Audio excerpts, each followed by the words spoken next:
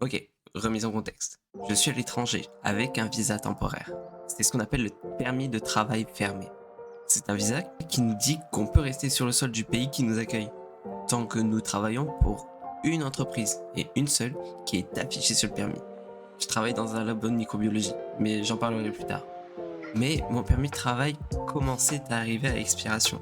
Et un permis de travail, ça dure 2 ans. Alors il fallait que je fasse le renouvellement.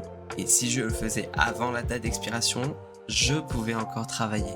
Mais j'avais la bonne idée de partir en vacances à ce moment-là. Et donc, je n'ai pas fait ce que j'étais censé faire, régulariser ma situation. Et arrivé à la date butoir, je fais les démarches. Genre, bien à la fin, à la dernière minute. Et pensant que j'avais tout fait, j'ai juste laissé ça comme ça. Mais comme un débile, c'est seulement arrivé après la date d'expiration que je me disais, et si j'allais voir si j'avais fait tout ça correctement? Alors, j'ai appelé ma RH qui à ce moment-là avait l'immense envie de me découper façon Food Wars. Et elle me dit que je ne peux plus travailler tant que je n'ai pas reçu mon nouveau permis. J'ai essayé de trouver tous les moyens pour travailler quand même, mais la vie m'a dit j'ai attendu.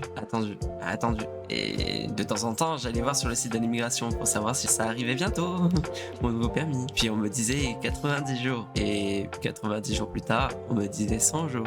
Puis 100 jours plus tard, 110 jours.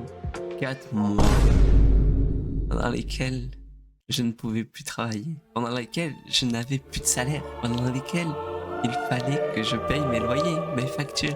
Évidemment, j'étais pas seul. Et c'est ça qui m'a permis de vivre et de pouvoir surmonter cette épreuve. J'ai contracté des dettes pendant ces 4 mois pour vivre. Et des dettes que je paye encore aujourd'hui.